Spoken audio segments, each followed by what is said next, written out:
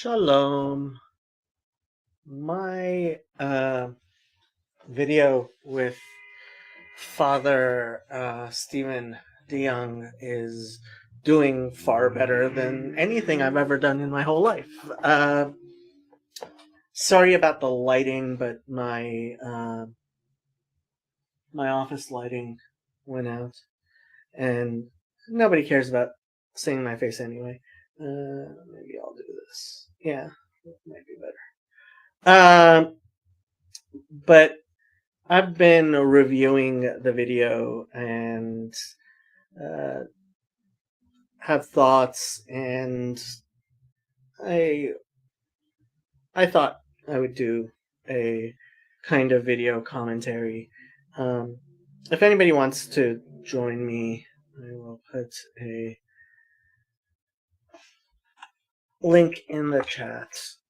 But I figured not many people would.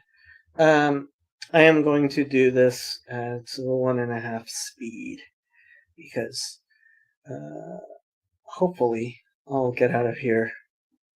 My intent is to get out of here by midnight. So 3 hours for a 3-hour video should be good, right? We'll see.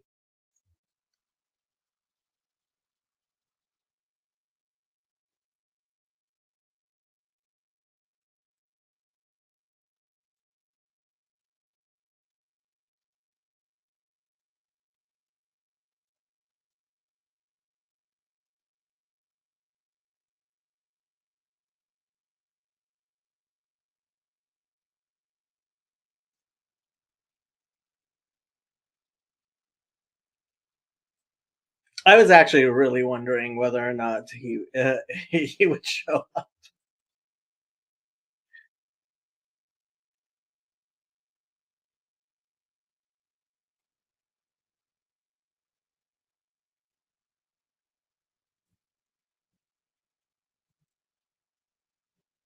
I totally wanted to make D&D jokes, but I couldn't think of a good D&D joke to make.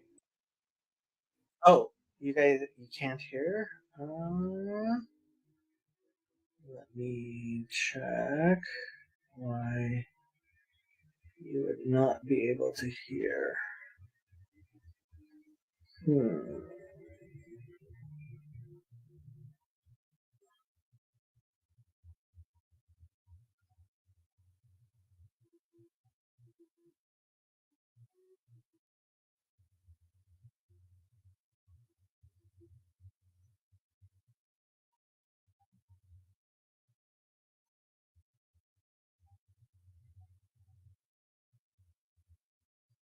Let me see if I can figure this out.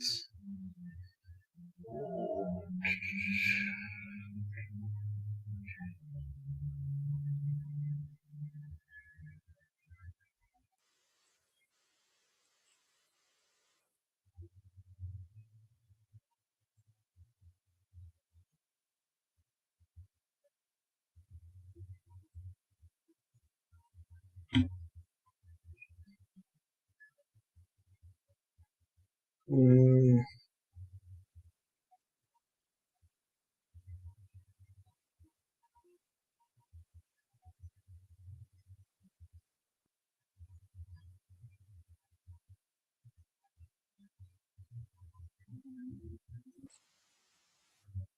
yeah, you cannot hear.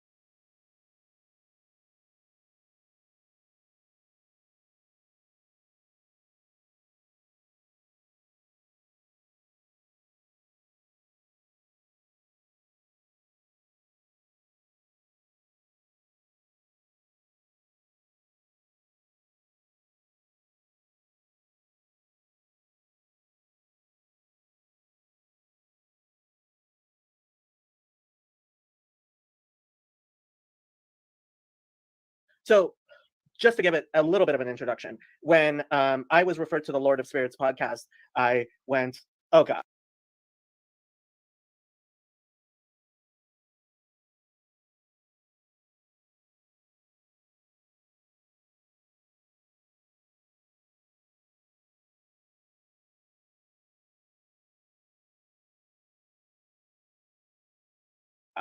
And I went to listen to it, and my response was, which may sound like faint praise, but for me, it's actually really high praise. The amount Judaism was misrepresented was incredibly low. Well, I try.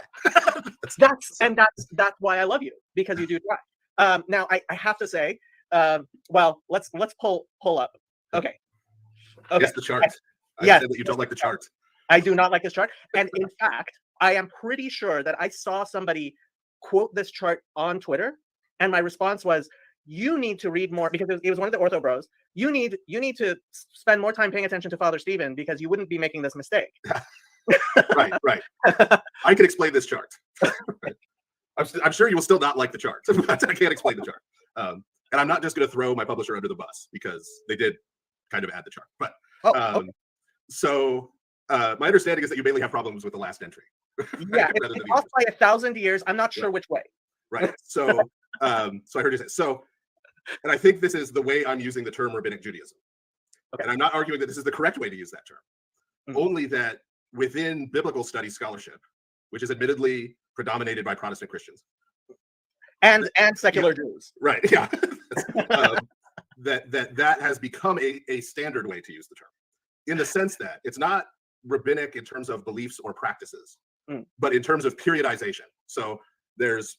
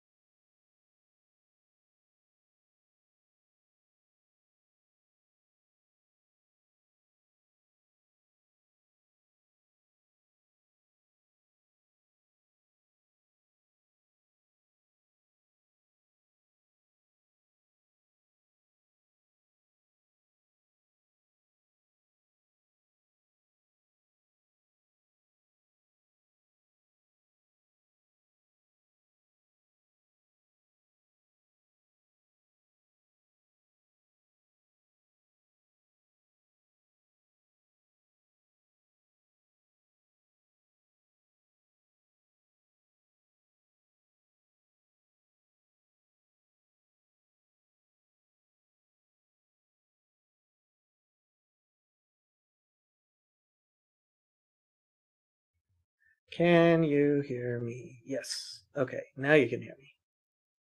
Okay.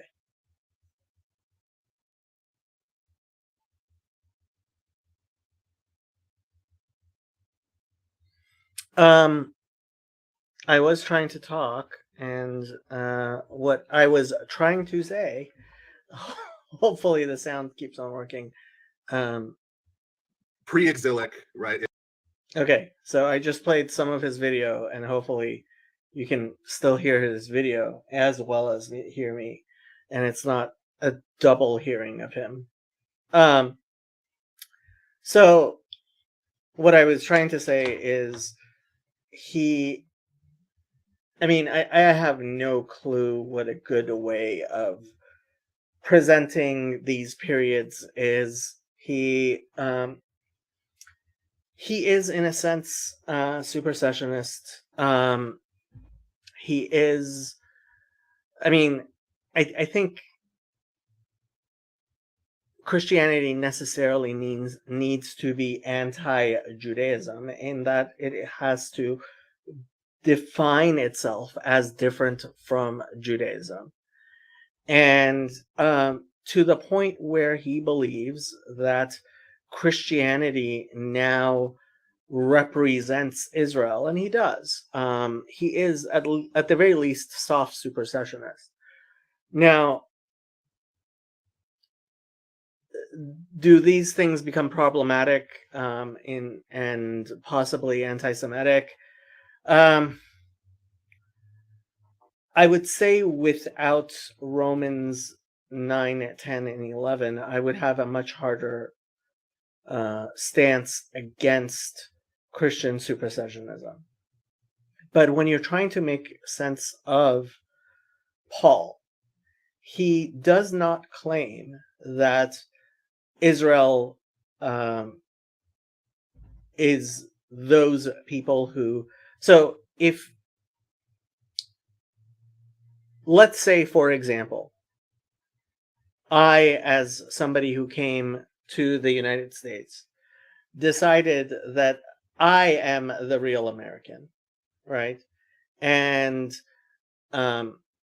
I created some form of Americanism, which claimed the history of the United States for myself and was rejected by all the Americans.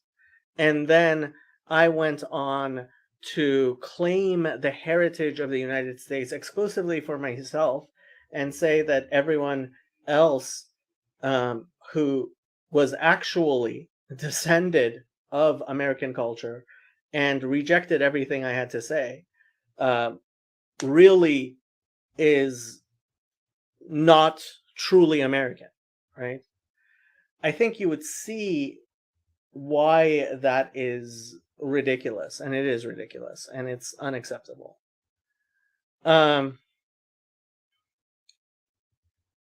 And to the extent that Christians will come and say that this religion of theirs, which was rejected by overwhelmingly by Jews, the Jewish Christians were, in fact, all basically killed out and stopped being part of the Jewish community.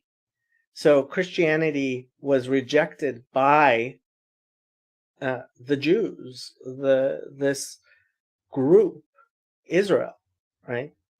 And to claim to then be the real Israel, even though you have no real claim to that historical designation, right? That's just appropriation, and really appropriation, right? You can say, oh, you know what? The Hebrew Bible, we accept the Hebrew Bible, and we have a belief that is founded on the Hebrew Bible. But you have to accept the historical fact that the Jews did not, in fact, accept that. And that's ultimately the problem that we have here, in addition to the theological problems where I think ultimately Christianity does reject Moses and the Hebrew prophets. That's not his tack. But his tack is that we took and made this fullness of Israel, right? That the Hebrew Bible has, and it is a form of supersessionism, and it's a form of supersessionism that I do have to reject.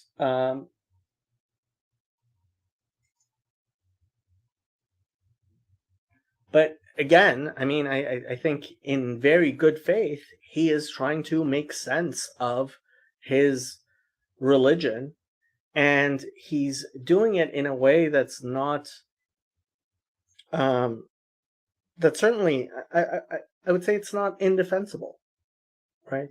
It is in fact defensible, and that's the basis for the conversation that we're having.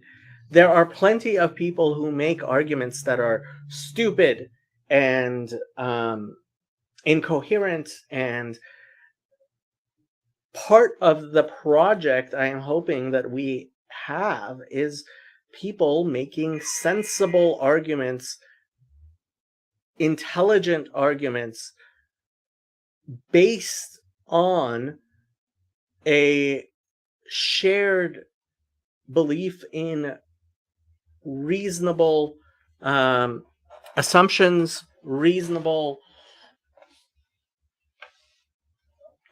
arguments, some dedication to logic at all, right? Doesn't have to be completely illogical epistemology, but it does have to at least attempt to create a function. Like I keep on talking about the linear regression, all the data points, right? We're trying to all make functions out of all these data points. And what I want to see is a dialogue where we're doing that. And I think he is doing that. Now, I have problems with a lot of the things that he says. And I don't think ultimately that it is coherent. But the point of this dialogue, this conversation, was to try to better understand where he is coming from.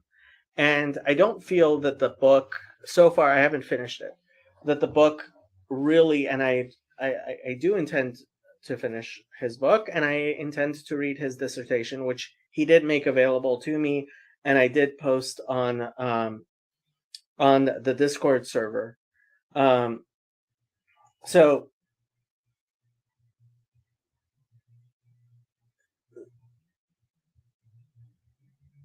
again, I keep on pointing to 4 people who I think are knowledgeable and trying to make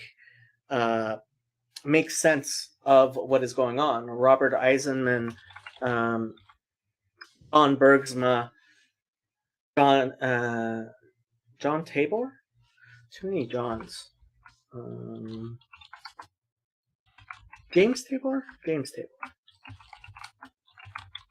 Yeah, James Tabor and Father Stephen. I think all people trying to make sense of the new data that we have, of all the data that we have, in a reasonable manner. And for me, it's worthwhile listening to them. I mean, I have problems with all of them. I think I'm right and they're wrong, but they are addressing real points and doing it in an intelligent and honest enough manner that we can have a discussion. And there's a real thirst for the discussion. I mean, my channel has absolutely blown up. A bunch of new subscribers in the last few days, and this video has 666 watch hours right now. So that's funny. But yeah, just a huge number of watch hours, and the people who have watched it, I mean, the average views are like half an hour or longer, and that's absolutely amazing. Let me see what the obvious. Yeah, average view duration is 31 minutes. That's shocking, absolutely shocking. So don't know what to tell you. Yeah, there's a definite there's a definite thirst for this type of content. Yeah. Is Right. the Yeah. religion of ancient Israel. Then there's Second Temple Judaism, which is a flawed title, but that's what's used, right? Right. And then after that, it's just Rabbinic Judaism. Well, Right. okay, And ultimately, I have to say, whatever you call it, um, you could call it Islam as far as I'm concerned, because ultimately the argument of Islam is that they are trying to constitute the real religion of God, and I believe the way, the derech, the religion of God is not and cannot be anything. Moses came down from Mount Sinai with an incredible understanding that is obviously far beyond anything I could or will ever experience until the coming of the Messiah, when um, everyone will be filled with a true knowledge of God. But yeah, knowledge of God. I mean, dat havaya. That is ultimately what we are striving for. And being human beings, we have an imperfect one at that. And what you call it is not that which is most important. Now, I think that anyone with eyes to see, who is trying to figure out what is the true religion, what is the way of God, ultimately has to be led to Moses. I don't think there is anything. I don't think you could seriously believe that there is a God of this world, a God who is a creator of this world, and deny that all the religions, the one thing they pretty much, I mean, obviously not Hinduism and Buddhism, but I don't think they're serious contenders anymore. I think ultimately you are left with a foundational belief that something incredible was revealed to Moses, which has permeated the entirety of human thought. So, okay, so I'll tell you. So I actually created a little reference sheet on Safaria, which is in the description if people want to take a look at it, about some of the stuff I thought we might talk about. But of course, we can talk about whatever you would like to talk about.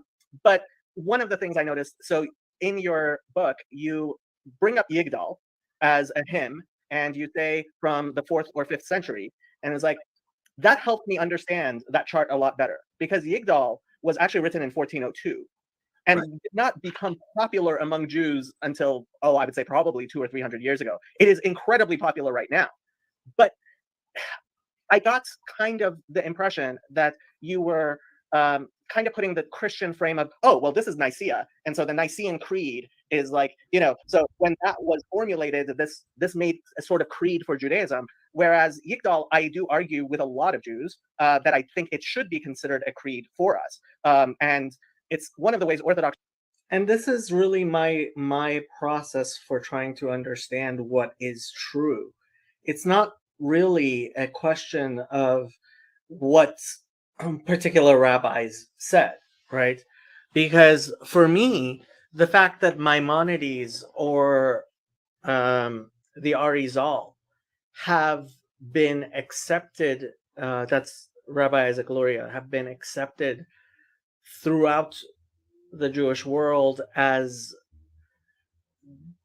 being the leading rabbis and teaching what is true Judaism. That is that is what retroactively shows the veracity of their claim to being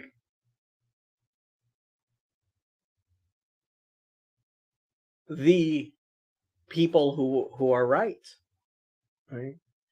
And I take the same point of view.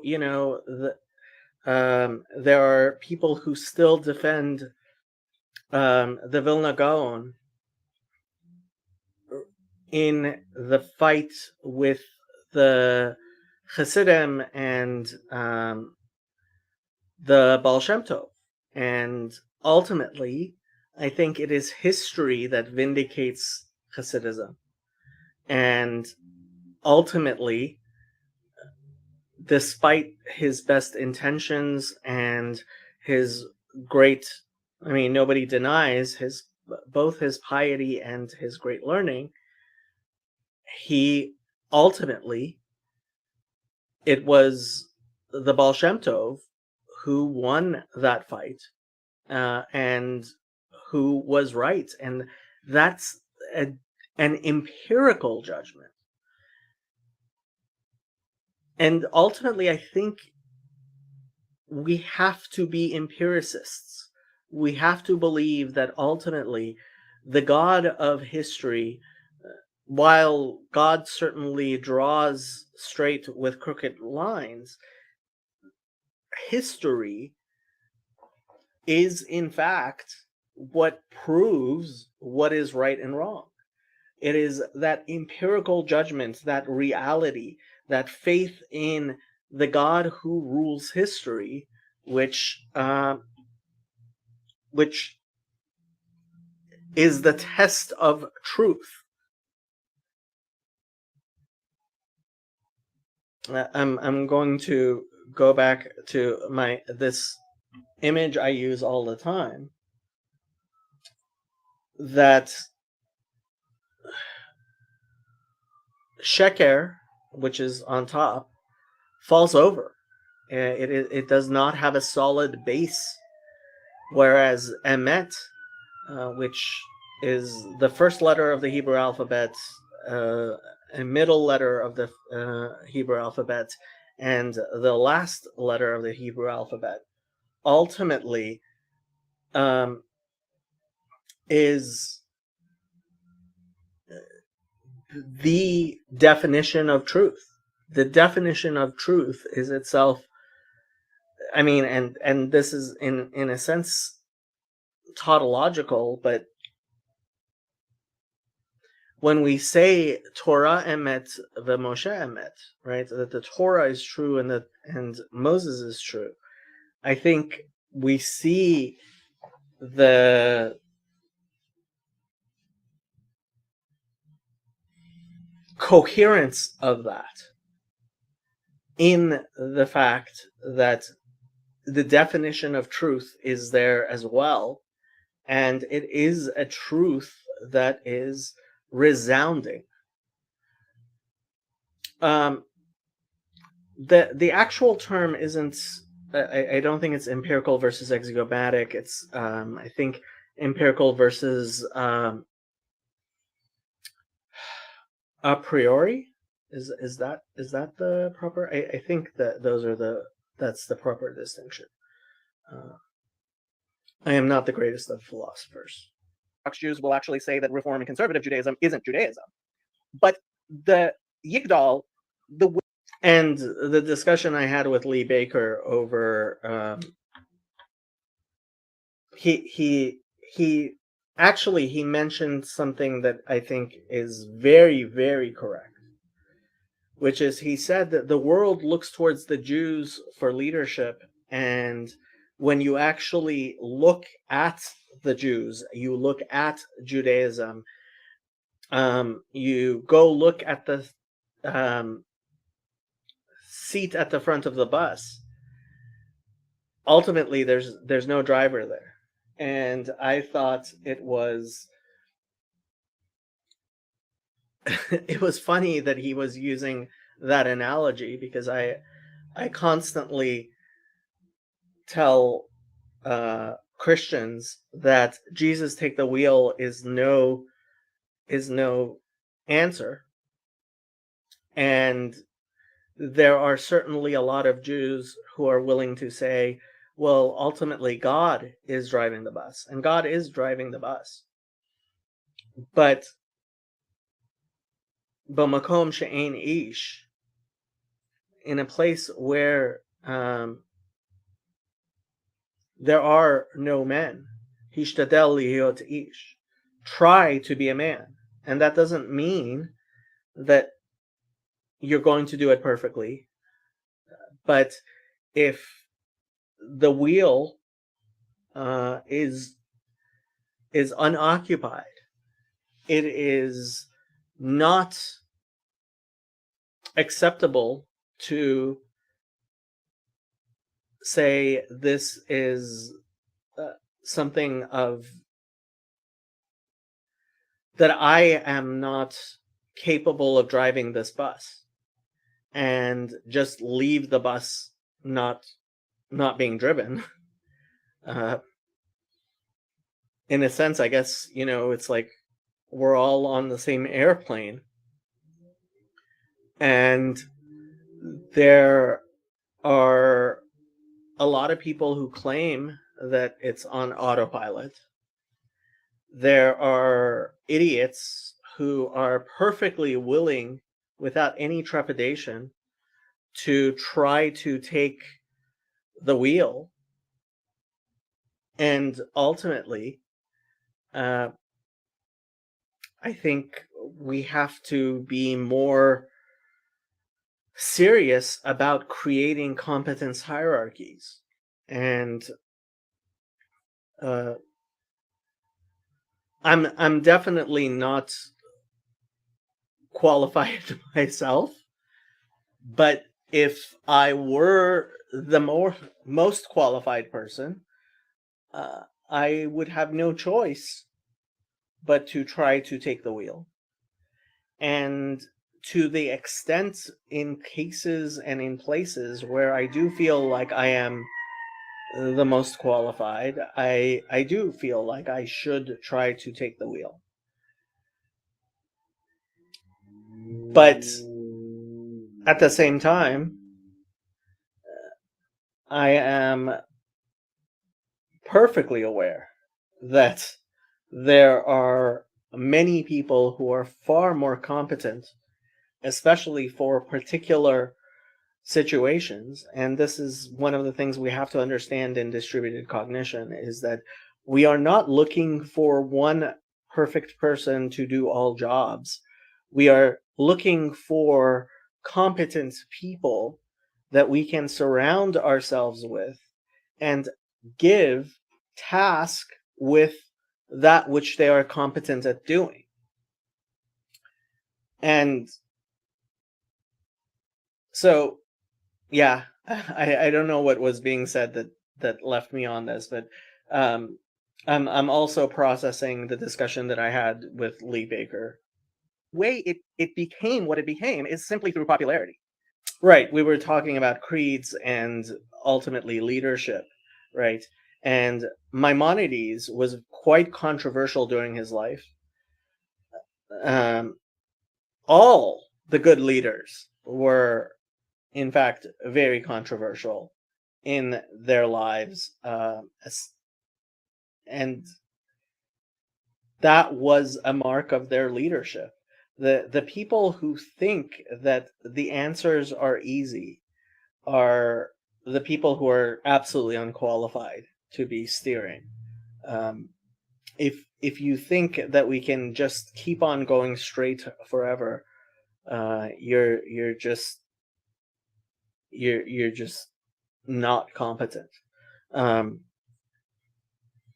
And we have to look back and learn the lessons of history, and that, to me, is how we can distinguish who was right and who was wrong, is by looking at the lessons of history. And because it's a popular thing Jews sing, it's become a creed.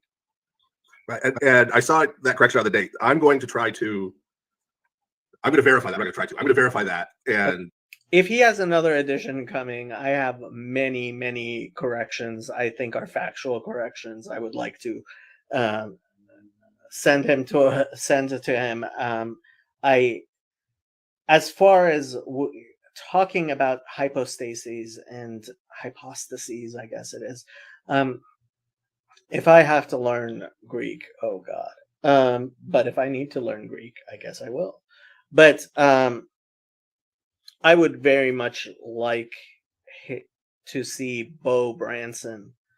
I think Bo Branson would have corrections to the chapters in his book which deal with Jesus as a hypostasis of the Father, because I don't think that is how Bo would necessarily see it. Noah, long time no see. How you been?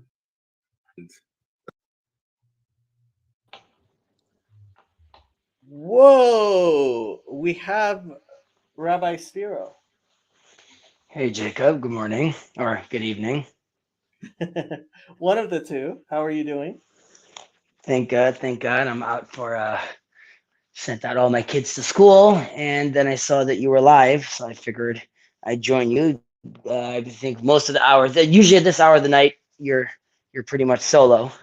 So I would say I would take advantage. I am. So, Chazi, what do you I have to loved say? both.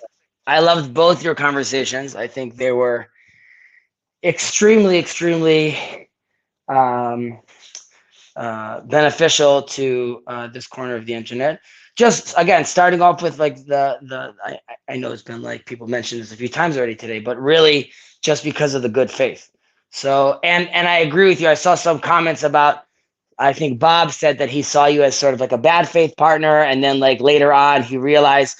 So first of all, just take that to note, Jacob, that people are going to obviously interact and read into your things differently. But I think the more you're sending out this love, and I agree with you that like if you looked at it in a transcript, it would still feel like you were being very harsh, quote unquote. And I don't think you need to shy away from that. But I think it is important that people realize that you're coming at this from with the best intentions. So I just think that was another great example of that, specifically into the conversation you were having. It just made me think more about my conversation with Paul. I actually wrote something out about sort of what it is that Jews could do to teach the Gentiles, but I haven't really sent it out yet. I sent it to Yosef to take a look. I'll send it to you as well. But either way, I was surprised sort of that Father Fry. Am I getting that right? Father DeYoung, Stephen DeYoung. Father DeYoung, sorry, DeYoung. He, like when you guys were talking about Shema Yisrael Hashem Echad and him, I mean, like I mentioned that also, like you said, like why 3, why not 7, right? Where like you sort of realized that you were saying like, listen, we're totally down with this understanding of like, multiplicity, but just, why does it end there? And I think it was very important, but it's also sort of shocking that I guess someone as well versed as him is not aware of, I say this in a respectful way, like you say this about yourself, and I say this about myself as well. We are not the leading scholars in our community. Right. Yet he's not aware of any of this. No. But it's right that he's not aware of any of this, because who talks to a Gala? I'm sorry, but you think any of the people that we know who know this stuff a lot better than we do will even talk to him? So I sent you this book a while back called Ushmo Echad, and it's different rabbis working on healing the relationship of Israel with the other religions. And I'm actually speaking to one of the rabbis there because I would like to sort of bring them into this conversation, because my attitude is like, you guys are writing this for your local readers here in Israel, but there's obviously a vast world out there. So much so that like you guys don't even realize that this guy named Jacob is talking to this pastor or to his father. So and I would also say that unlike our history, whether it's Ramban or whether it's the Book of Kuzar, you are right that we are always explaining ourselves from a point of a disadvantage. We always have to be careful, sort of what we're saying, how we're explaining. And even later on, once Christianity obviously is introduced, then we have to be very careful how we parse that. But I could see in the conversation you're having with him now and that he's having with you that there's none of that animosity. There's no got yous. There's no, and I think that rabbis sort of don't realize, and by rabbis I mean, let's say, quote unquote, authorities in our community don't know that that conversation could happen at that level anymore. However, it would still require them, because so many of these rabbis, like I think if they went on a channel like this, they would still be nervous of the ramifications of their community. Of course they would. And I am. No, I honestly am, because there are definitely people who see me. I have gotten very bad comments as well. There was one person I ended up just banning off my channel because he was so he saw that Father Eric was going to have a Just Chatting stream on my channel, and he's like, "You're going to go after Father Eric next," and I was like, "Go after him. He's going to have a stream all by himself." And so, I mean, look, there are definitely people who say that I am stoking anti-Semitism. There's no question about it. And that you're stoking anti-Semitism. I mean, like, I mean, I know people are saying that. I understand that. I understand someone reached out to me based on my conversation with Paul in Israel and said, like, I wasn't aware that someone in Israel is doing this. However, I heard you mention something about like Jesus as a prophet. I was like, okay, just don't relax, dude. But like immediately there was like, okay, whoa, where are you going with this? Like, why are you saying this? So obviously that's very difficult. And it's very difficult because, again, a lot of Orthodox Jews are not even aware themselves of their teachings and their culture and their history. And,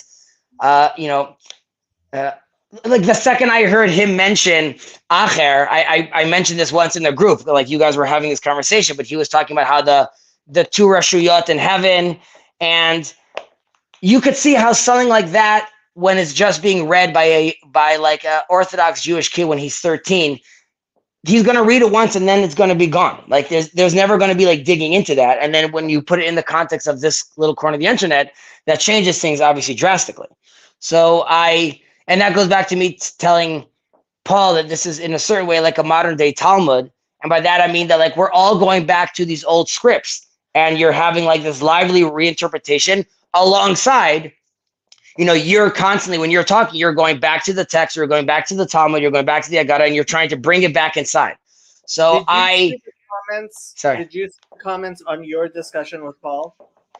No. I mean, maybe I think I saw one. There's a guy named Luke said you did a nice job. I wrote back, thank you, I think, but that's it. That's okay. That's Luke. There were other people whose response was, modern day Talmud, the Talmud is filled with hatred of Christianity.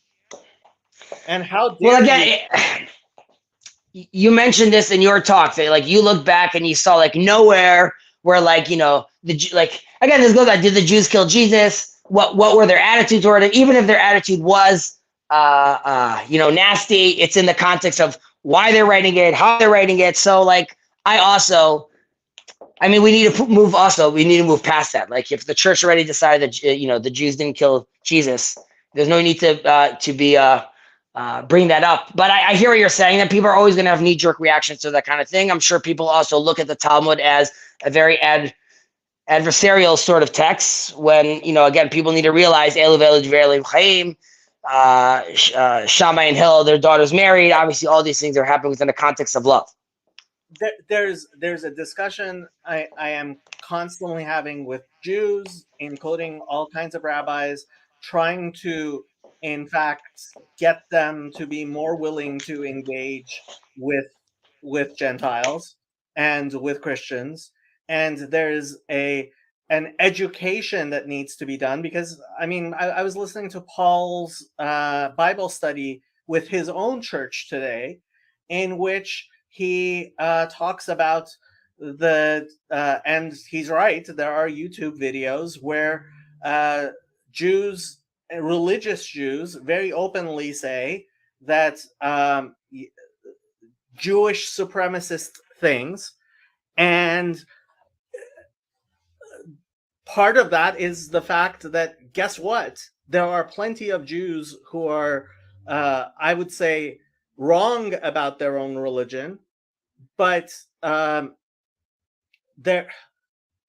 Jews are human beings. This was part of the discussion with Lee Baker, because he has seen what a lot of Noachites see when they look at Judaism, is they start realizing, hey, look, there is a lot of problems within the Jewish community, and there are huge problems within the Jewish community, and we are in no way perfect. That's for sure.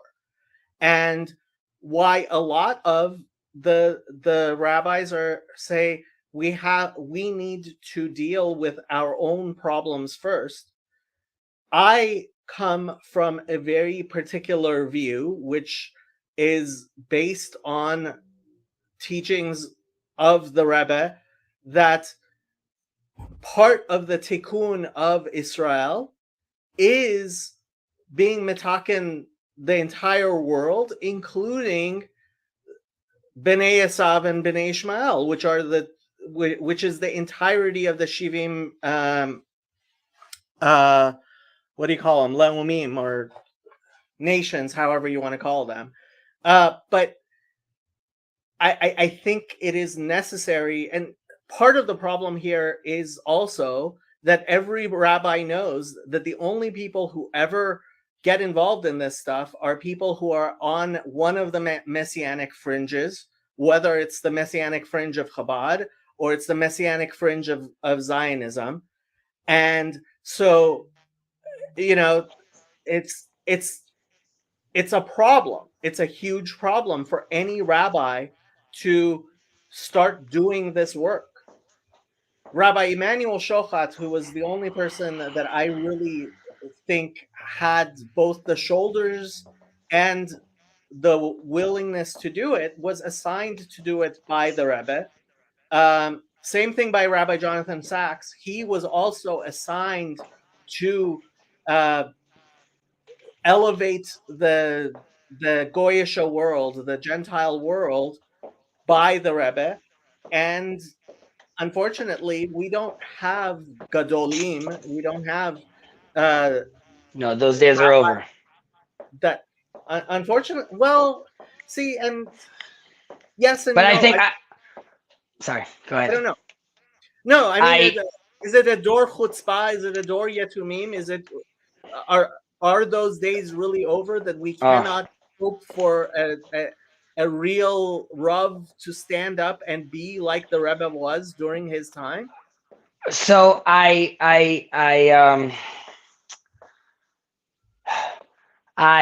first of all, I like that you said dor chutzpah. The how would you translate that in English? A generation of audacity.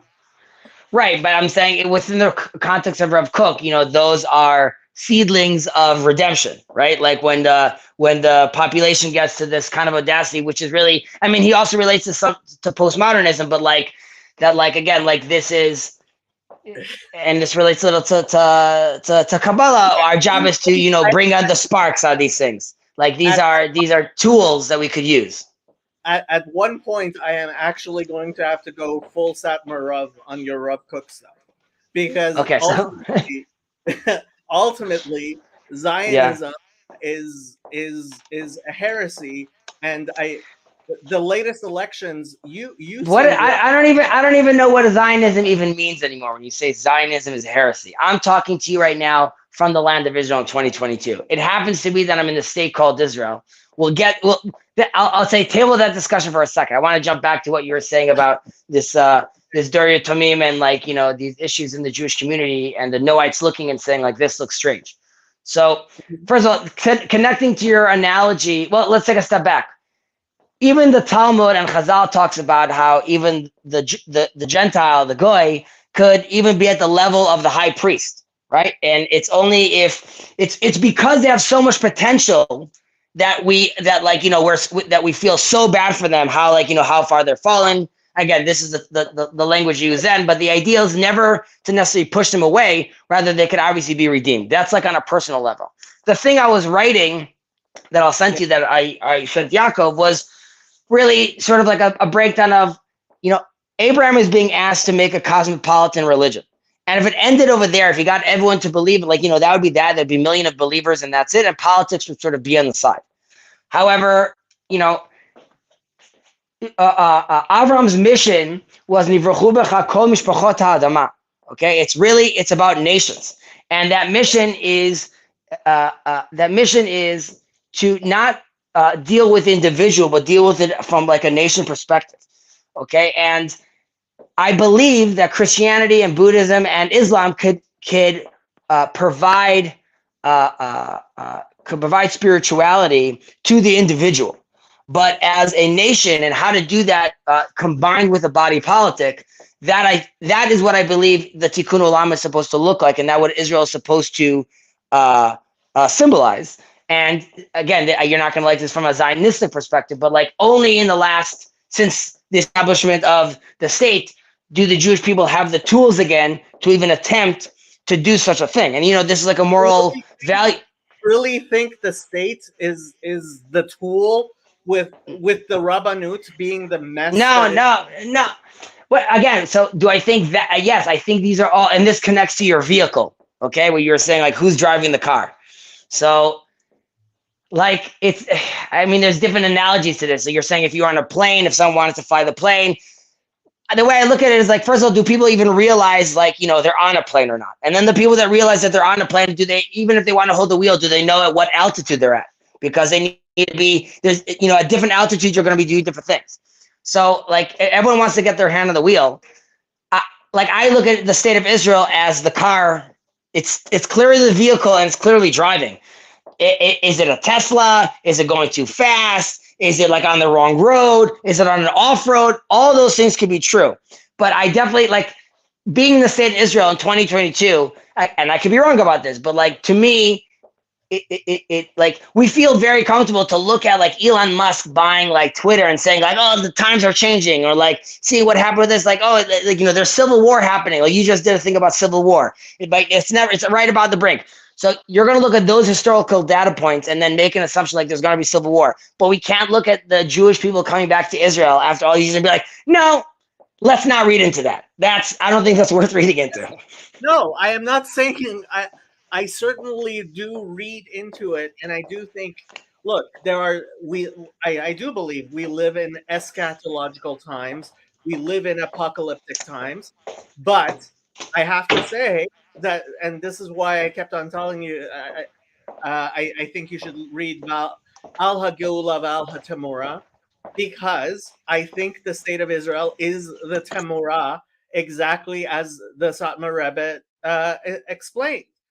Because the idea that we as a Jewish people can go escape into our own nation, as opposed to recognizing that being in Galut, we must be or Legola'a. Of course, Jewish people can heal on the Sabbath. This is okay. I have to pull up this Amazon, this thing on Amazon. Pharisees healing Sabbath.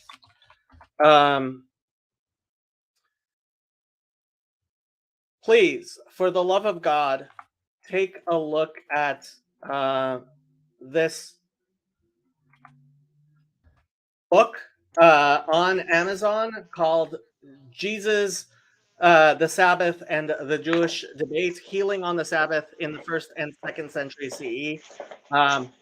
But sorry, I just had to respond to that. The Satmar Rebbe, I think, was right that if the Jewish people believe that we no longer have work to do in Galut, we are making a mistake, a huge mistake. And if we accept the state of Israel as the Geulah, Chas v'Shalom, then we are accepting the Temurah as the Geulah. Why does it need to be? Why does it need to be First of all, why does it need to be binary? Why can't it be that I still have work to do in the world? The way, my best position to be doing that is that's what I'm saying. Our tools to do proper You're cutting in and tikkun out. olam, I believe we only have that toolkit once we come into our own. Chezi, you might want to turn off your video because we can't see you anyway, and you're droiding. Your voice is droiding. But the hopefully he'll be back. But the answer to your question is the same problem with the Christians. They say it's Jesus is the Messiah and he's made a down payment, and I'm sorry, no, this down payment thing doesn't work. This down payment thing is just wrong and doesn't work. The way we cannot accept, and the Satmar Rebbe makes the argument in the best of ways, that it is Maaseh Satan Hitzliach when we accept anything less than the Geula Hashlema, the absolute Geula as the Geula. It is a binary, and it's not a false binary. It is a real binary, that whether or not the Messiah has come, and anyone who looks at this world and sees it as the Messiah has somehow come is making a fundamental mistake. That's a huge mistake. And I say that to Christians, I say that to Zionists, I say that to Chabadniks. If Chezi comes back, that would be great. Otherwise, going to assuming it sounds like I made a mistake there, I'll correct that in future printings. Okay. Right, well, if you're going to do that, I have lots of comments on. Well, and my corrections are not things that I think necessarily are because I disagree because I'm Jewish, but because I do think that there are things he is not paying attention to. Right. Chezi! Hey, sorry about that. It's quite all right. Just got into my car, so I might have lost you for a second. I heard what you were saying about it being binary, but Jacob, you can't, when you're saying, like, when you go into, like, it's the devil's work, the state of Israel. Yes.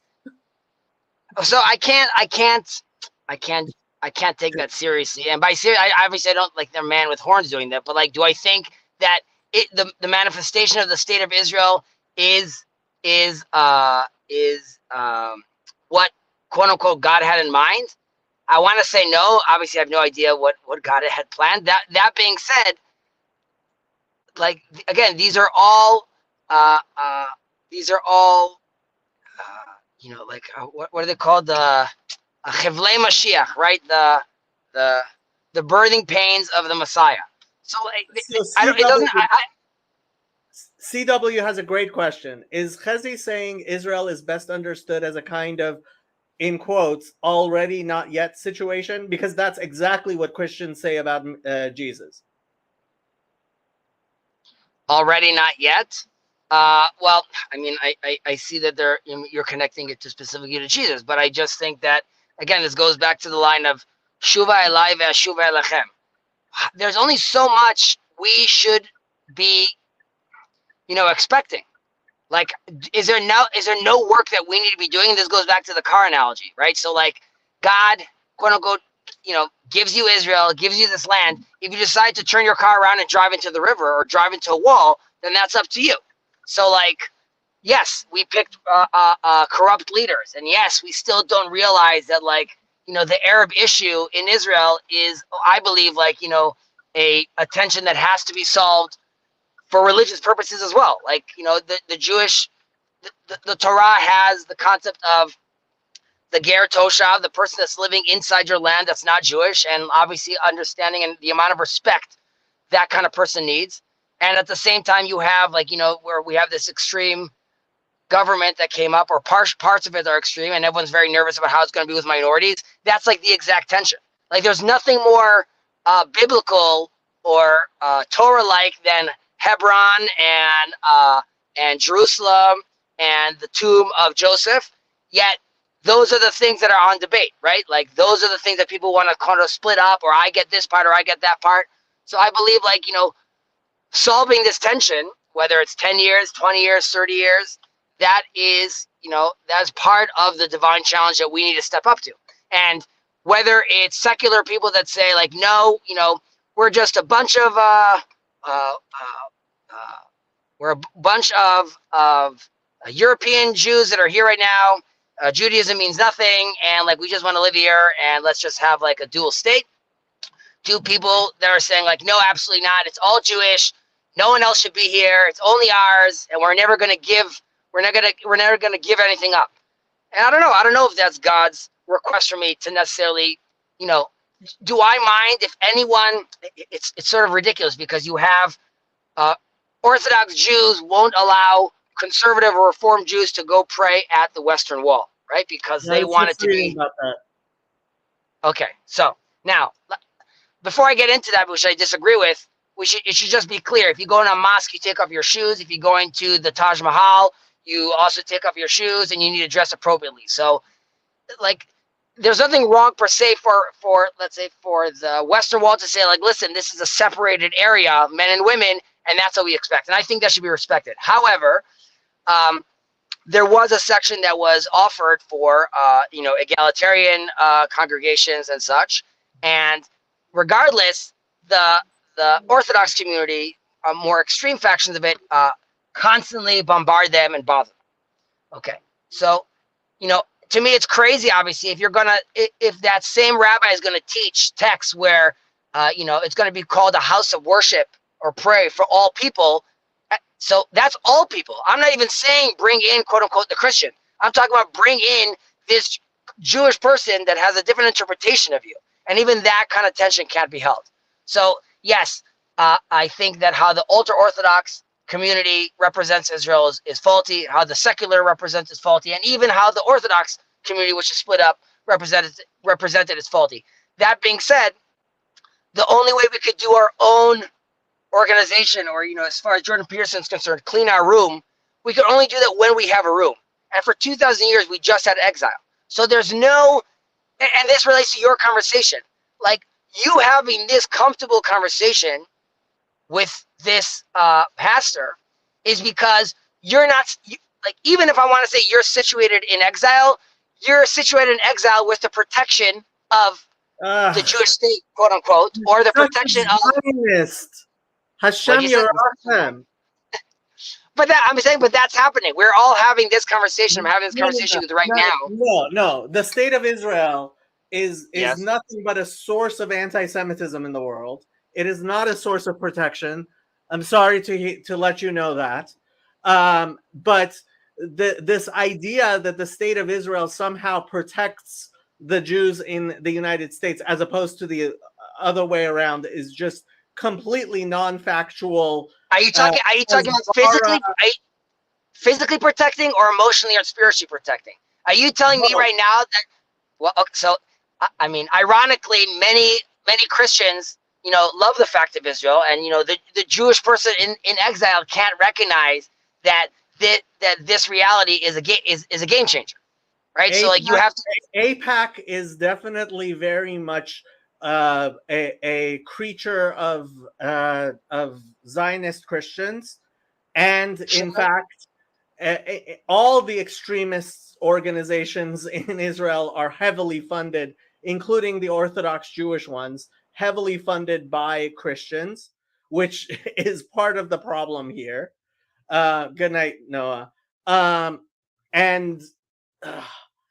So I will go back to what the Rebbe said about the state of Israel. And what he said is, Mipnei chatatenu galinu mi'artzenu. And until we remedy the reason, mipnei chatatenu galinu mi'artzenu, because of our sins, we have been exiled from our lands. then we cannot remedy the fact that we have been exiled. The exile will only end when we stop sinning. 1 second. 1 second. The exile again. So you have to be like, what? How do you define exile? How do you define it ending? How do you define sinning? All of us end up sinning. Is that all Jews? Is it the majority of Jews? Like, what? How do you look at, like? Because I look at other data points. I look at data points as like most Jews today in the world live in Israel, right? I look at the fact that again, this is the most religious, this probably one of the most stable monarchies, quote unquote, that Israel's ever had in its history. Yes. More Torah and Jewish studies, and by Jewish studies I just mean religious studies, are being taught more than ever before.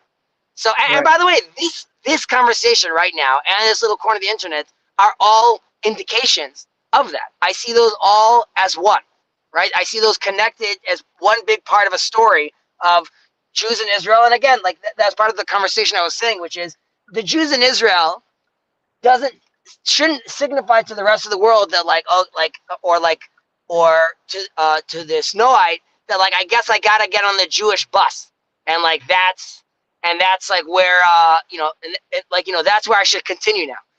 Right. You could stay in your lane. This is one of the things that has actually animated me, is not saying to Gentiles that they need to become Jews in order to in order to feel that they have a connection with God. That's incredibly important and part of my little project.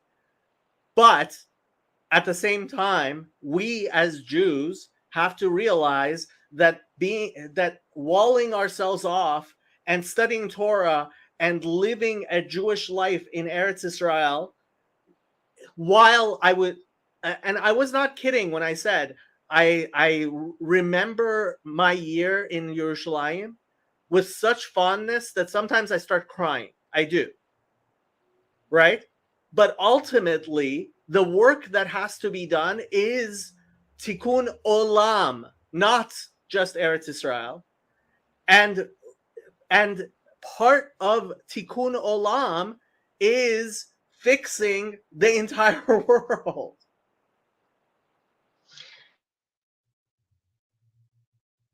You were about to say something.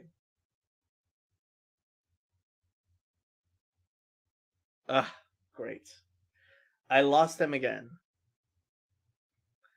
Ariel says, I'm sorry, but even though Israel does generate some anti-Semitism, it's also what's prevented the mass slaughter of Jews by government since it existed.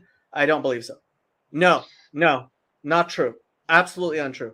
Buddy, we have a nuclear bomb. What are you talking about? The whole tension with Iran and what's going on in the world. You have the Abraham Accords are due to the fact that Israel is a mini superpower. That's it. That's why it's happening. I don't think Bahrain sees like, the Jewish people, they're so inspiring. They're like, I want this. These people are not going anywhere. I need part of this tech. I mean, again, that's like more of a political. I don't want to get into too much into politics. Let me read this to you first. Can you hear me, Jacob, or no? Oh, I can hear you. Yeah, I can hear you. Well, I could hear you. You were talking.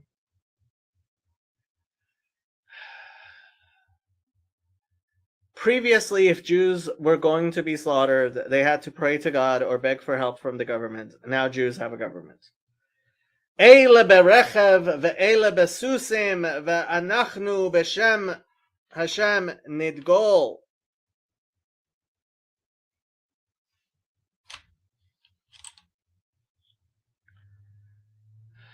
Does Jacob reject Israel in the way a Protestant might deny the Vatican as a locus of Christianity?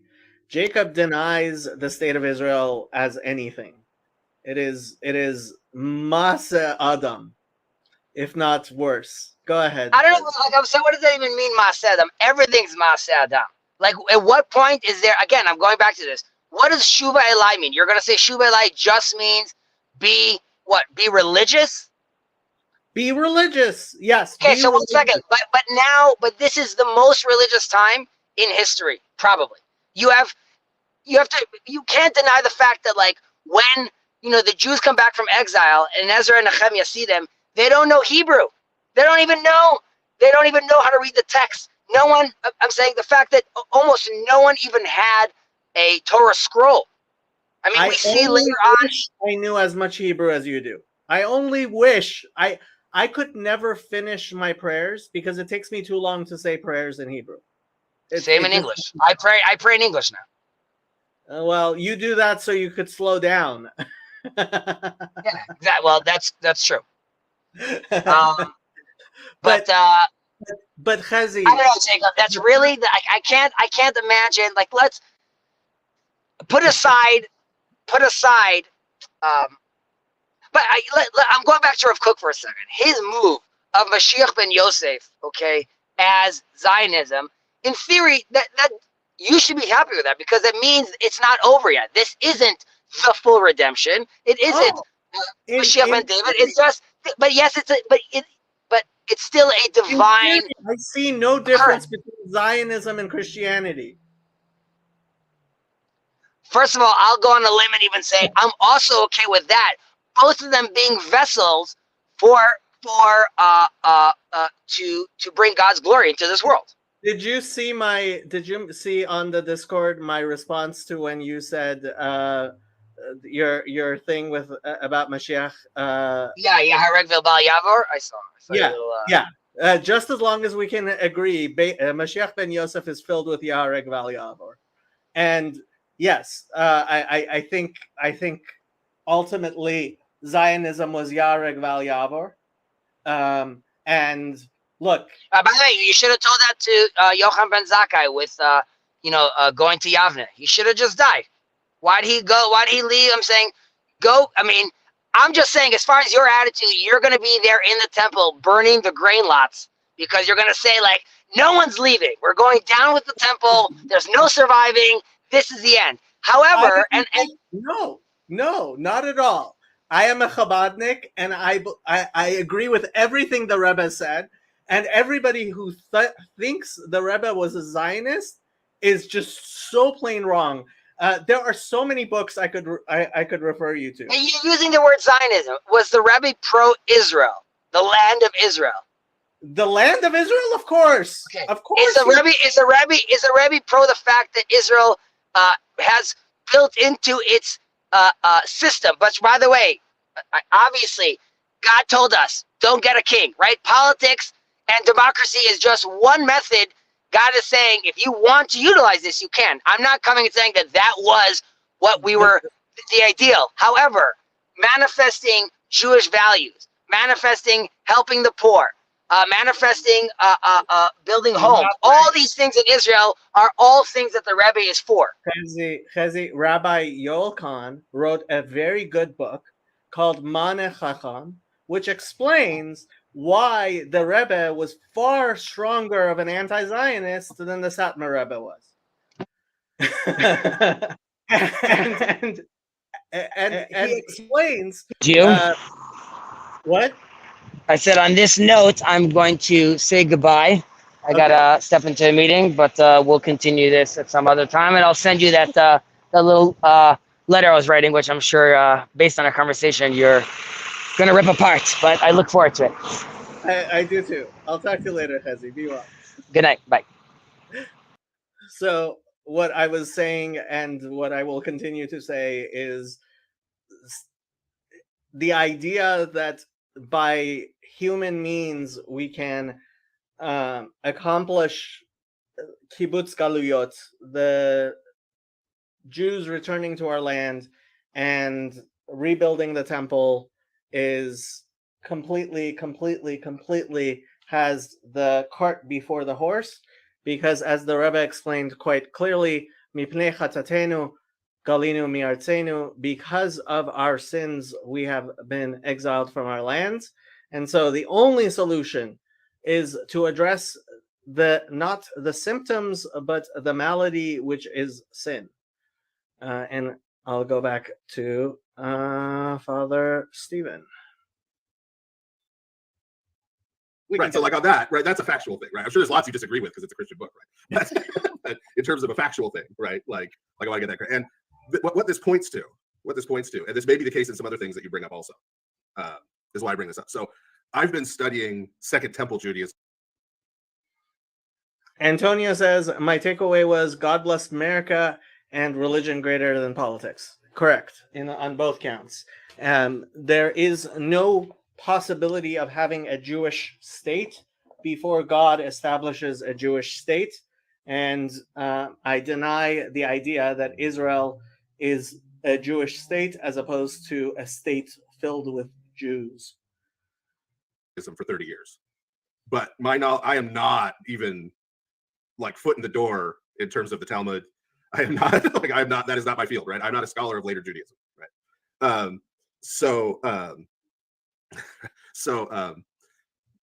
When I make statements about later Judaism, for the most part, I am getting them secondhand from Jewish scholars of Second Temple Judaism that I'm reading. Right? And so, like in this case, and they are almost all completely secular. There are a few like Boyarin. Boyarin does consider himself an Orthodox Jew, and he's much more of an Orthodox Jew than I ever was.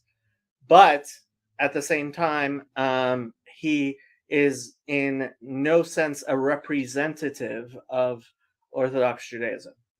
I may have gotten that secondhand and not gotten, like I said, I'll correct it, right? Yeah. But that at least is going to color, because even though some of them are like Daniel Boyarin is an Orthodox Jewish person, right? That doesn't mean he identifies that way, at least, right? Yeah. No, I know the rabbi of the. I mean, I know when I went up to UC Berkeley, like I met the rabbi of the synagogue. He, Okay. I haven't been up there for a little while, so I know the synagogue he goes to, and he's Orthodox in a very similar way as I am, which is I would not make my rabbi feel in any way bad.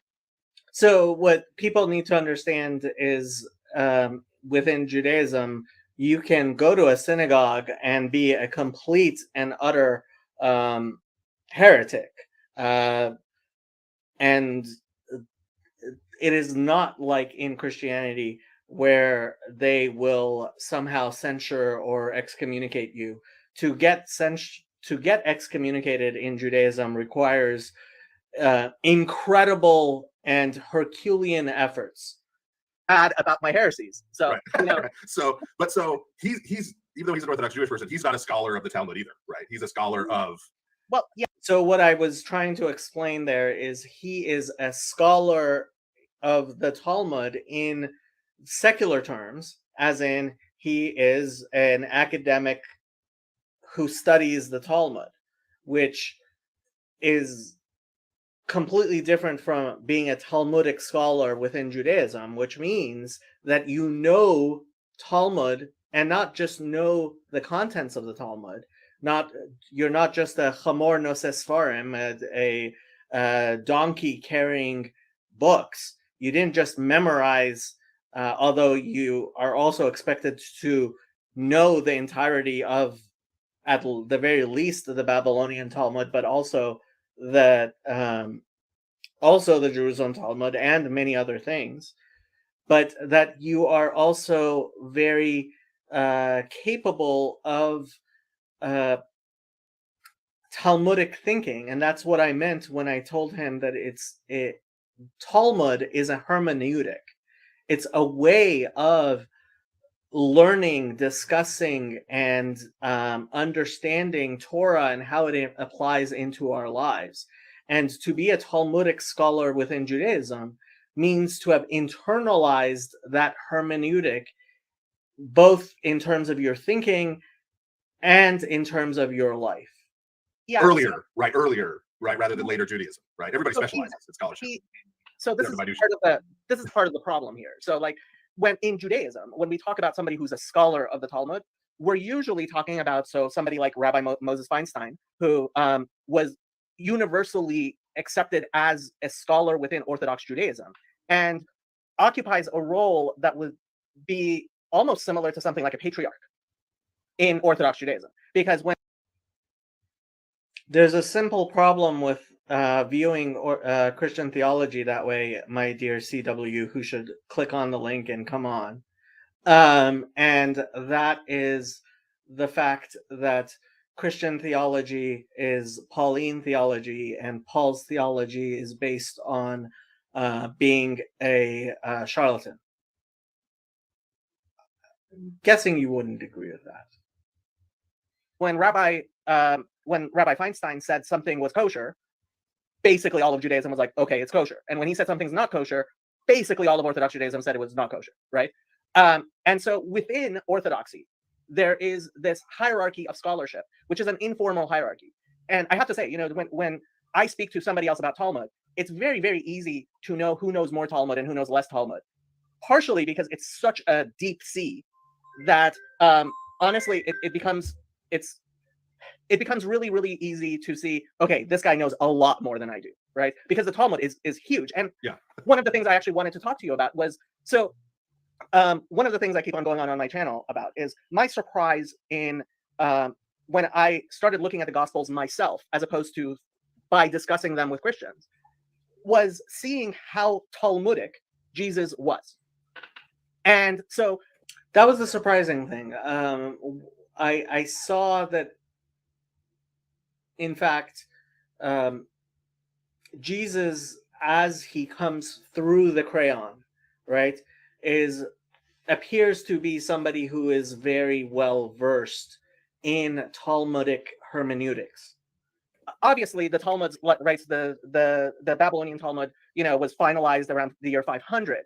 But, and this is one of the things I've seen from 4Q MMT, which I only recently discovered, is how the environment of Talmudic discussion did exist in Second Temple Judaism in ways that when I read in the Mishnah, I always thought it was anachronistic. The Mishnah was kind of, superimposing what those rabbis thought into Second Temple Judaism. And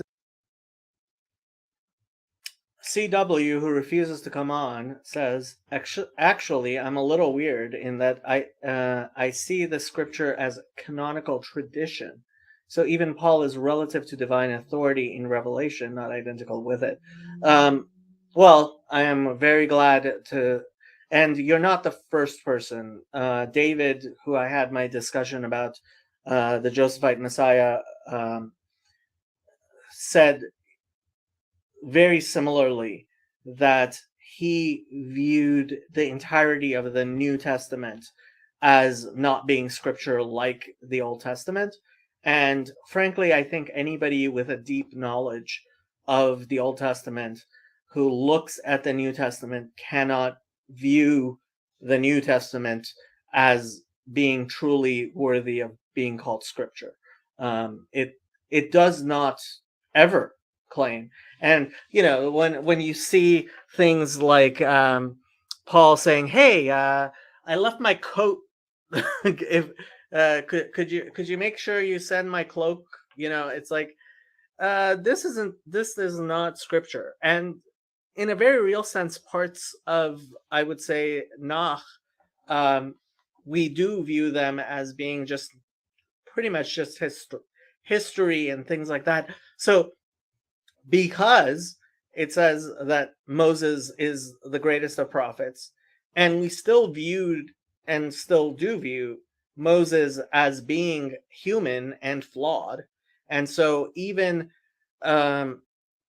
the Torah itself, as perfect and divine as it is, has certain imperfections. Somebody recently reminded me of the part in, I believe it's Bamidbar, which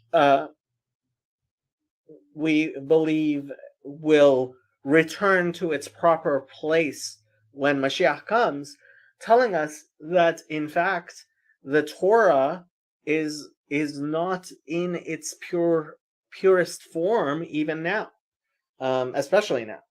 And so regarding the New Testament, it certainly wasn't written as scripture. Yeah, I think that's obvious. So glad to hear it. Let's throw out all the bad books and stick with the Tanakh, like we always should have. Ultimately, for me, it was surprising how Talmudic Jesus seems to me. He seems very, very Talmudic. And so when in Orthodox Judaism we talk about Talmud, we're talking about hermeneutic more than a book. and so it's a very different thing. And one of the things. So when you were talking about, you spoke about Rabbi Akiva, and you've told this story several times from Chagiga, right? And I went and looked at it, and I mean, we could pull it up, but it seems to me that how you're seeing that discussion is not how I would describe it at all. Okay. Well, let me. And I have to say, so he's earlier said, I've heard him say that the Talmud is kind of like church fathers. It's not like church fathers, because when Christians look at the church fathers, they are trying to understand their own scriptures by agreeing with them, and I don't think they can. There is the same idea of these two rabbis are disagreeing, and we can agree with one of them or the other one, right? Which is very integral to Talmudic study, is this idea that there are two opinions. There is some validity to these opinions, and we have to try to understand the argument, right? That isn't something Christians try to do when they read the church fathers. Let me make sure, right? We're on the same page in terms of what I'm trying to say about it. And you may still disagree, right? But at least we'll be disagreeing about the right thing, right? So, and that is something that I know for a fact I'm getting secondhand from Daniel Boyar, right? I know for a fact, right? He's the one who called my attention to that in a series of lectures he gave. So what I'm getting at with that, and a big chunk of Religion of the Apostles, or the first part of Religion of the Apostles, is talking about how within Second Temple literature, there is one of the ways of resolving, and I know you've talked about this, that this tension is there in the text, like of the Torah, between God whom no one can see and live and God who is seen. One of the ways in Second Temple literature that gets resolved is by introducing an intermediate figure of some sort. So in Jubilees, you have the angel of the presence, or different texts, different things. And so one of the basic things that Christianity does very early is take all the names for those different intermediate figures, ball them all together and say, this is Jesus of Nazareth. Right? And when I say very early, St. Justin Martyr, St. Justin the Philosopher, literally does that in his dialogue with Tryphon. He lists off all those names, right? The angel of the Lord, the Word, right? All of that. So, yeah, I mean, right? Sam wants us to talk about God 1 and God 2, like Paul did. Right. And, so, I understand what you're saying. So to get to the Talmud part, right? Right. So the way I have learned this from Daniel Boyarin is that obviously Judaism rejects that, right? So Judaism rejects the idea that all of these were Jesus, that's for sure. And Judaism rejects even this idea that like they're all the same thing. There's this singular intermediary figure, right? We believe that God reveals himself, right? And this is, in fact, how we understand the word Elohim, right? So when the judges are called Elohim or anybody else, right, or called El, and in fact, human beings, in being the image of God, when they are fulfilling that role of representing God in the world, then in a sense they are Elohim, right? And there's a reason why I'm willing to pronounce the word Elohim there, because ultimately we have to understand that God is beyond these things. And that's what I meant to explain with Shema Yisrael, Hashem Elokeinu, Hashem Echad, right? And this is what Chezi was surprised that Father DeYoung was not was not aware of. And why would he be aware of it? These are not things we teach to Gentiles at all. And we rarely teach them to all Jews. I And actually disagree that Judaism well, rejects. rejects the Jesus of Nazareth part. I'm not even sure about that. We can. So I have to be clear here.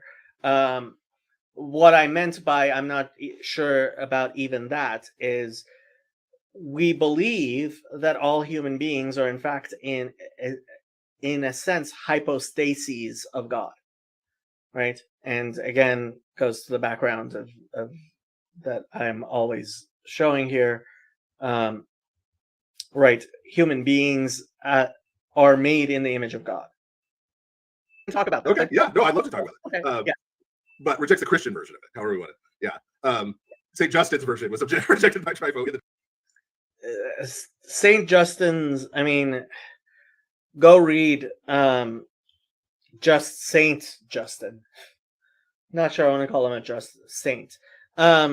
Justin, the dialogue with Trypho, it's just bad. Go read it. The discussion. So then the way I learn is that there are a couple of places, that being one of them in the Talmud, where that tradition of the intermediary figure is addressed.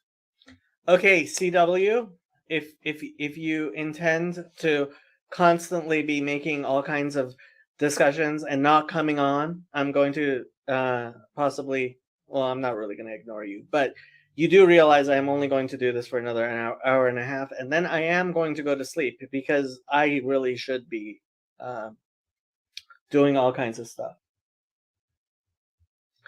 I think many Christians are interested in the patristics precisely as a way to get at the apostolic faith, and in doing so add gravitas to a preferred theological approach, i.e. hermeneutic.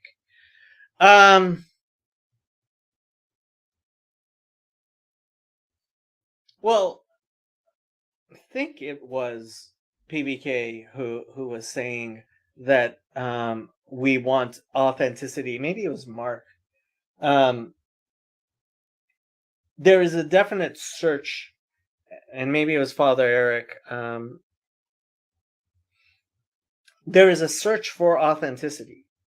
And I think when Christians seriously look for authenticity, ultimately they have to look towards Judaism, as do Muslims. Because honestly, we're the only authentic game in town when it comes to God.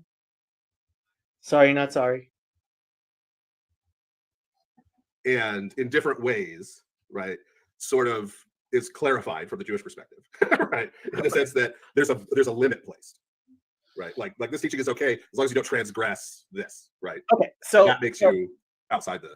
So I don't think we ever really did place a limit. And this idea that Judaism separated itself from the Christians, I think really the Christians separated themselves from the Jews. And I think, let me just make sure I'm right about this because I don't want to say something that... So the Damascus document, right, is an ancient Hebrew text that is, I'm reading the Wikipedia article, is an ancient Hebrew text known from both the Cairo Geniza and the Dead Sea Scrolls. And for me, that seems to be proof that, in fact, the Jewish Christians were... we never truly were in a position to persecute anyone. And we didn't have the type of inquisitions and purges that Christianity did. And I think Christians oftentimes assume that we did. and frankly, I just don't think we ever did. I agree. I'm interested in the Talmud. I'm interested in learning Hebrew. I think that gets at the desire for authenticity, and you should learn Hebrew. I wonder if all the Abrahamic religions. I do not recommend picking up the Talmud. I do recommend at least the Mishnah Avot and maybe the Mishnah as a whole, not the Talmud so much. I wonder if all Abrahamic religions, including extant Judaism, actually have to look the same look to the same primordial Hebraic tradition. Obviously, we do, and this is part of the reason why I think Hasidism was so important as a revivalist movement.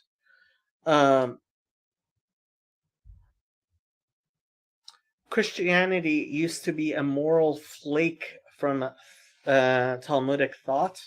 Not sure what you mean on that. Jake and I definitely had an interesting debate about your comment, Jacob. The Christians don't teach their kids Hebrew on purpose. I interpret it as more tongue-in-cheek than he did. Oh, no, I'm not. No. I am very, very serious about this. And it's not just Greek, Hebrew that I think they don't teach it on purpose. I think it's also Greek that they don't teach on purpose, because I think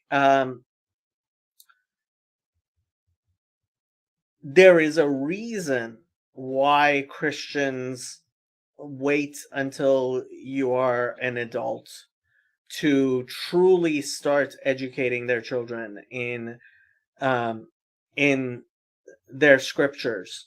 We start with Chumash Rashi. We start with the Torah. We start with the scriptures. Christians avoid their scriptures, and translating them is part of being able to do that. Look, if Christians wanted to, especially during the times that if Christians really wanted to, there's no reason why learning the texts could not have been widely read. The fact is, Christianity as it exists is not supported by its own scriptures.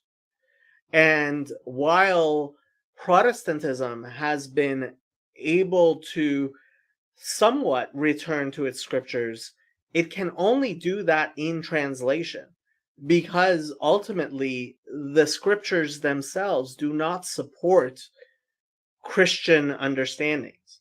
I am 100% serious about that. I am 100% serious about that. I've heard that Muhammad may have come from an Ebionite community that believed in Jesus, but not as God. That is Eisenman's theory, and he makes a very convincing argument. If you have not read, if you have not investigated Eisenman more, you definitely should. Unfortunately, the man rambles like you wouldn't believe. His courses are available on YouTube, and he rambles like you couldn't believe. His book, James the Brother of Jesus, is somewhat better.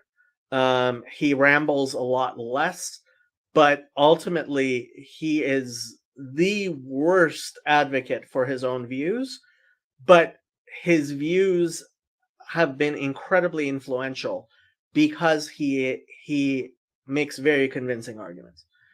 I mean, flake as in a chip off the old block. I could see that. That the chip got coated in Greco-Roman paganism. Honestly, I think Christianity got coated in paganism very early with Paul, and I think the Gospels, as we have them, are were rewritten by Pauline Christians.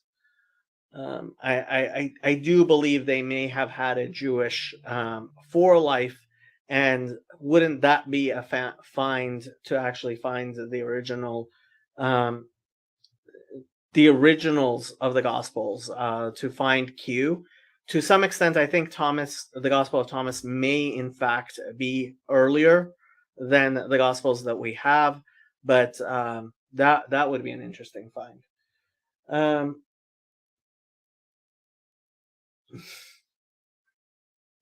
So this is the part of the Talmud that you're talking about, and it is on the Father Stephen sheet I created, and so right, and like you're saying, so this is pages and pages of Talmud, which is discussing this particular thing, and well, one thing I have to say is, please, if you're coming from outside of Judaism and you're reading the Talmud in translation, for the love of God, do not use the Sensino edition. Many Christians do.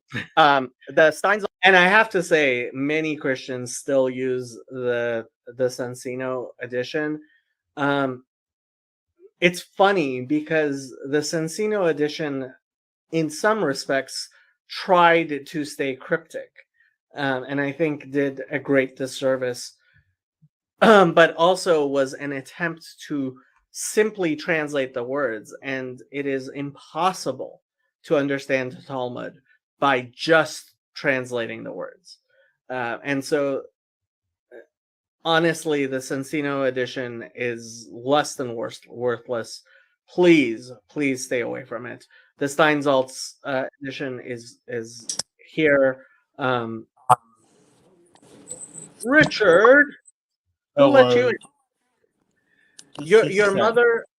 Your mother said you are only allowed 3 hours. Oh, she said I've capped my 3 hours, Jacob.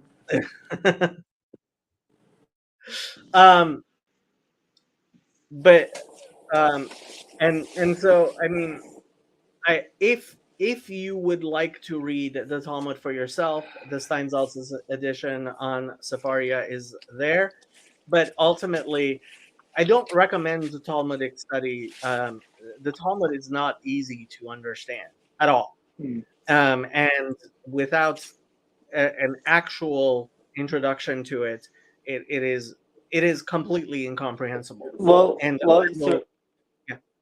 so let me confess my problem, Jacob, is that my interaction with you is prompting, at least if I follow through, I can definitely go through a second deconstruction of Christianity. And, like, in my first deconstruction, one of the stories that really resonated with me was Genesis 31, Jacob wrestling with God, right? I made a commitment to God that, look, God is the one that shows up in that story.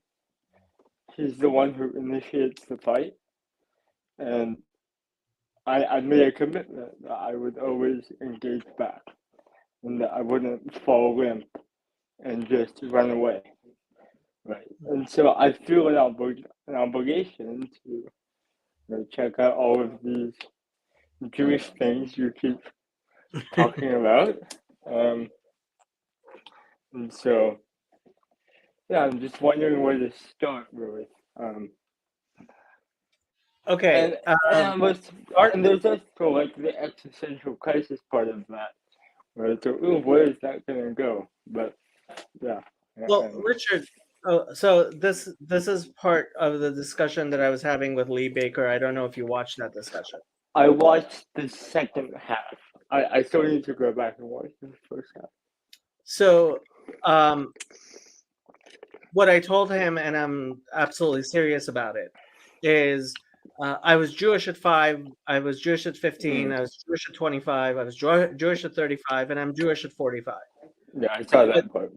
The Judaism that I have all along that way has been different, and hopefully God grants me more years, and we all have how many years we have. And religion is not a destination, it is a path. We're walking through the valley of the shadow of death, right? And if you think you are going to arrive, you're making a mistake.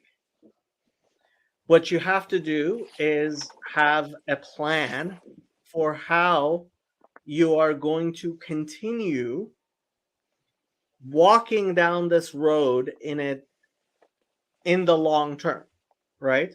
So to some extent, there is a rush and importance, right? To I need the truth, but at the same time, there must be patience with, okay, guess what, Richard? You're what, 18? Mm-hmm. Your brain is not going to be fully formed for the next 7 years. Mm-hmm. Mm-hmm. And part of becoming whole is not just the propositional, I'm going to learn this, I'm going to learn Hebrew, and I think you should learn Hebrew. But it's also, I am going to get married, and I'm going to have children, and I am going to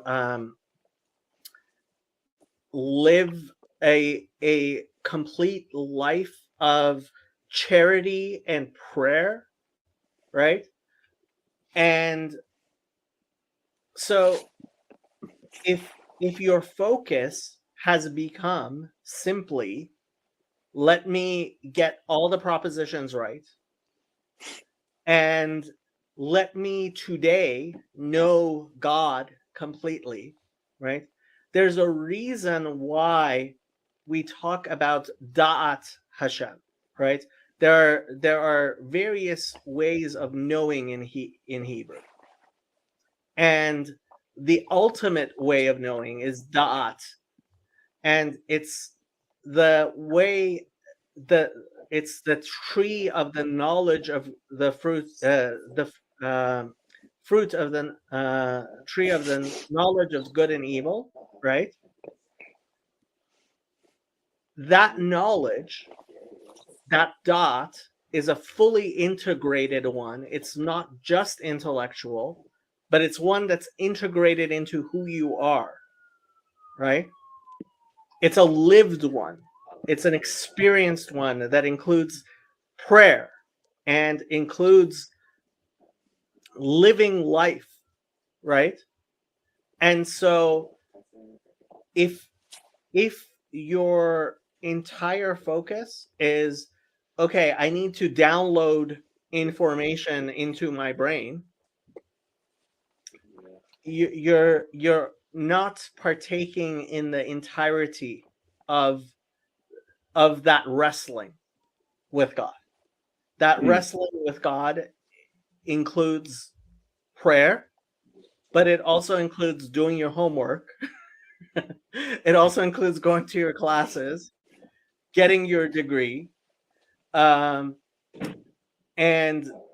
also to the extent that it's permissible, even going to the clubs and meeting a nice girl who will help complete you and help you know God in the fullness of life, right? And so yeah. Yeah, for sure. And yeah, there's a bunch of complicated things there. Yeah, I guess I've never told you my story. A big part of it is um, just to talk about the girl stuff. Is when I was 11, I developed feelings that were of a homosexual nature, and they never changed. So that's a big part of my story. Talking about like figuring out a sustainable way of life. That's definitely a big question. In that, I Well, think my okay, so this is becoming an incredibly personal discussion, well, and one yeah. one we Sorry, can continue and yeah, I don't want should to have. derail. Sorry. But Yeah. yeah, no. One thing I will say is I have a lot of very good friends. I don't know if you saw the video that I made about when my friend Spencer Clavin and his now fiance Josh Herr got engaged. But Spencer and Josh are both very religious Christians. And they are religious enough Christians that they don't actually believe in gay marriage. And they're getting married. And that wrestling with God is a very real thing. And it's a much deeper and longer discussion that we can have. But I have to tell you, you're 18. What the hell do you know about sexuality? Nothing at all. Which my dad said the same thing. Yeah, and honestly, like I remember when I was your age, one of my good friends came out as a lesbian, and it was a very difficult thing, and we tried to support her as best we could. And what became even harder for her was a couple of years later, when she met a man she fell in love with and wanted to get married, coming out again. Right? And this is a common enough thing that they made a movie about it. It's called Chasing Amy. And so part of my whole problem with everything that's going on right in now the culture, in the culture includes an incredibly ridiculous view of the secret sacred self. And and that's a whole other discussion we can have. And we should have it offline.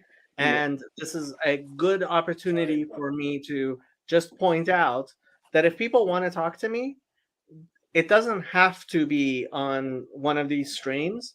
I am also available to talk to people just one-on-one. And since you're in Los Angeles, we'll talk. We'll definitely talk. But yeah, let's first of all, are you sure you can stay for any more of this? Because I will not have your mother blaming me for you. I am sure. I am sure. She will not blame. She will blame me, not you. Okay. Well, I also don't want to blame me for you failing any of your courses. That will not. You have class tomorrow morning? Yes. Go to bed. I see. Go to bed. Don't make me ban you from this studio. Go to bed. Wow. Okay. I will talk to you later. All right. Goodbye, Jacob. Bye, Goodbye, Richard. Dad.